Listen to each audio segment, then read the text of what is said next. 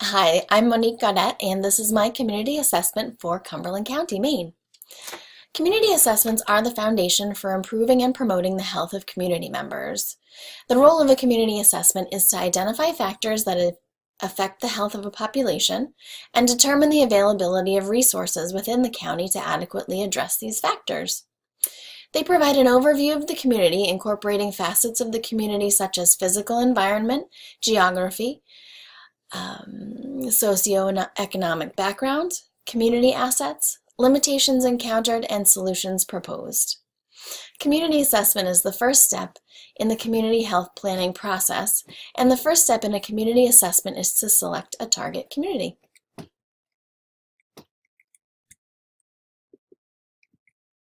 Cumberland County is comprised of 28 cities and towns spread over 835 square miles of land and is home to 292,500 people of varying ethnic and socioeconomic backgrounds. Qualitative data for this assessment was collected in two ways, by windshield survey and through personal interviews of community leaders.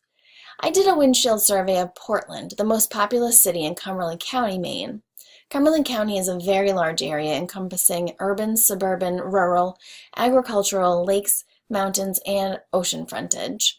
I feel like the city of Portland is a fairly accurate representation of the larger area of Cumberland County.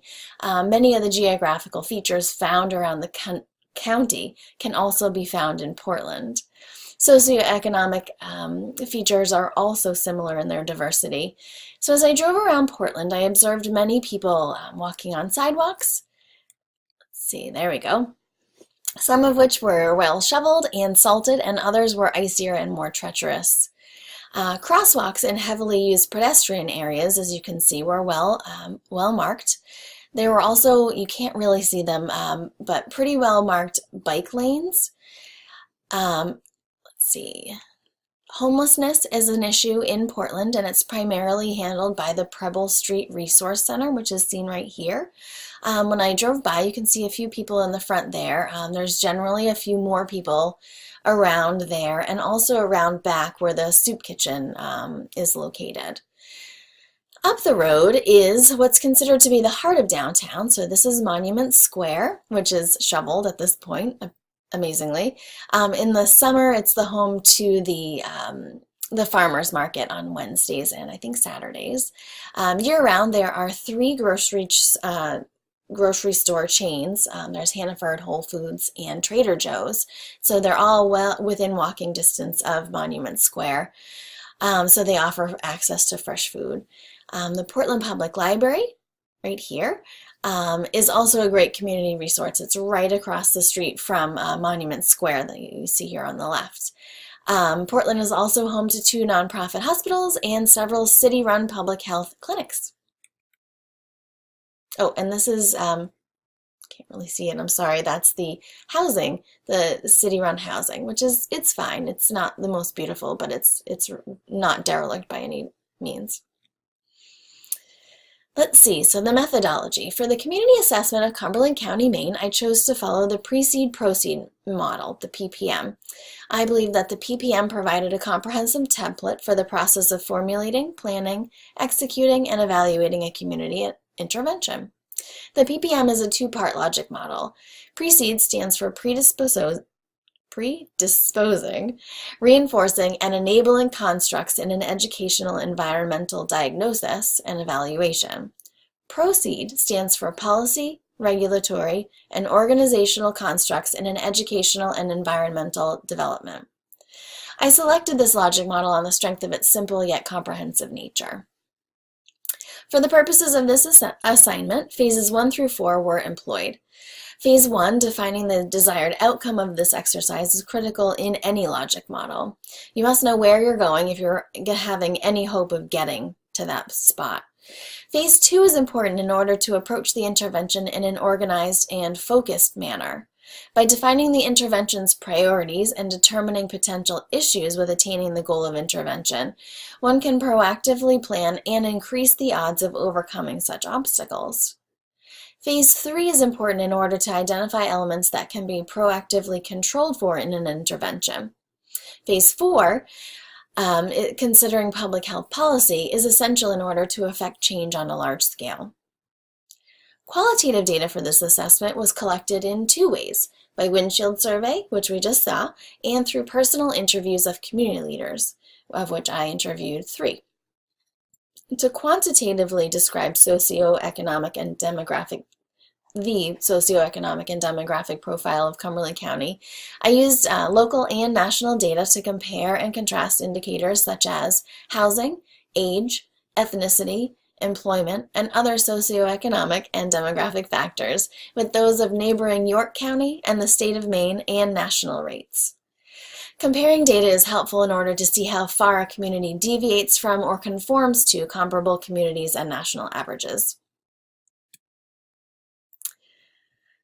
All right, so the result of this data research found that Cumberland County has the highest number of people under 65 living without a disability, which is great, the lowest obesity rate, which is great, the lowest rate of adult smoking, and the lowest rate of physical inactivity, all of which are positive attributes for the county.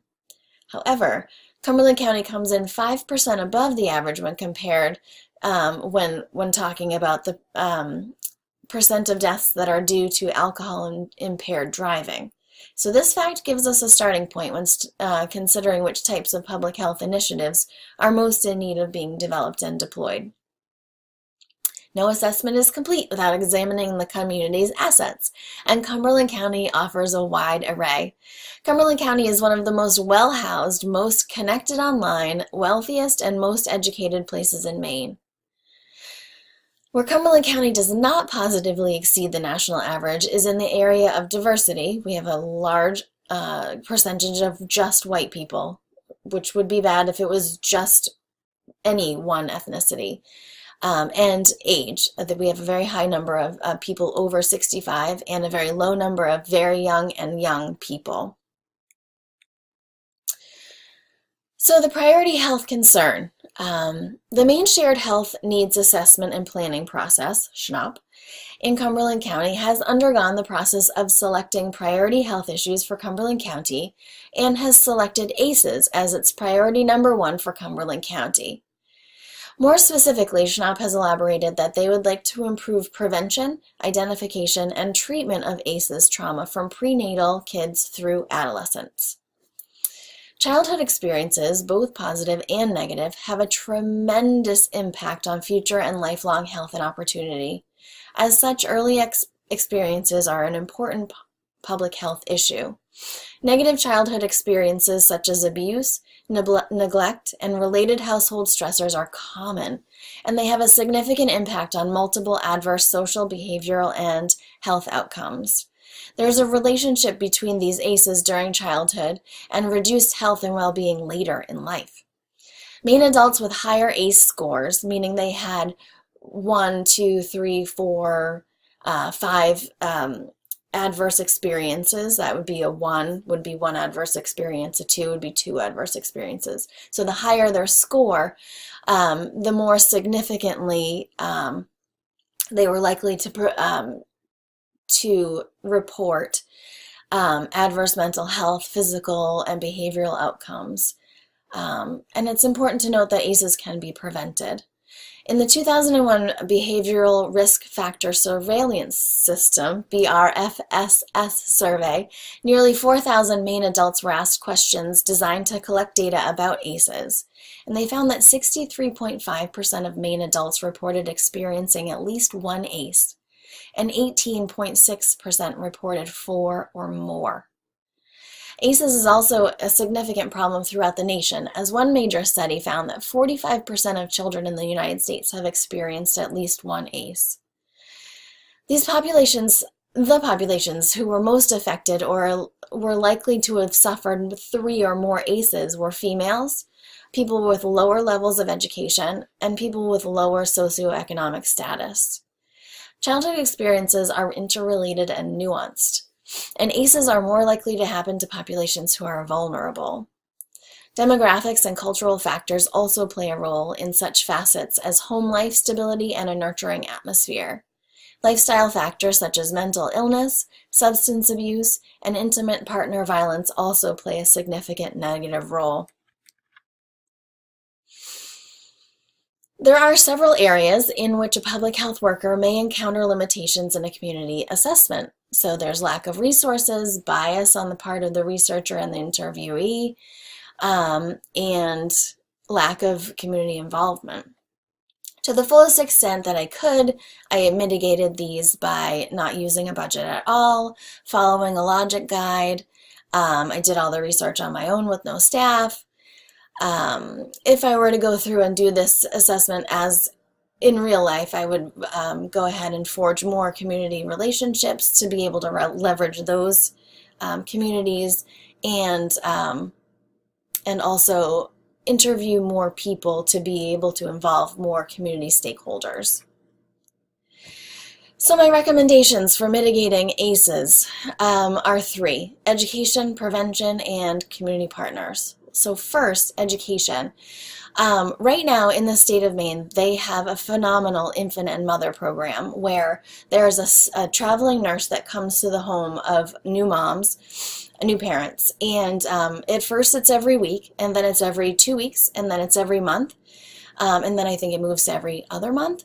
But they come in and they check on the mom and baby. They provide help and guidance with nursing or how the baby's hitting milestones, and they also know that new parents get frustrated, and so they give them coping strategies if the baby just won't stop crying. They just say, you know what, put that baby on the floor and walk away. And so I think that's a valuable coping mechanism, which we could bolster by, giving these nurses even more ways to help parents mitigate this problem. ACEs is also caused by household dysfunction, such as witnessing domestic violence or growing up with family members who have substance use disorders. So one way to address this facet of the dysfunction is through prevention. So to assess the factors that are driving or alleviating these problems. So for issues such as substance abuse, which the parent or household member is also working within the DHHS system, social workers can work with the families to teach them the skills that they need to create an environment that helps support healthy decision making. And finally, building relationships with strong community partners is a third actionable recommendation. Collaboration allows for partners with different perspectives to work together towards a common problem, solving a common problem. This approach leverages the expertise of multiple groups and increases the likelihood that their collective efforts will bring about change. So combining collaboration with communications and education strategies can increase public awareness of this particular issue of ACEs. It can attract community support. It can reinforce prevention messages and keep the public informed on program progress.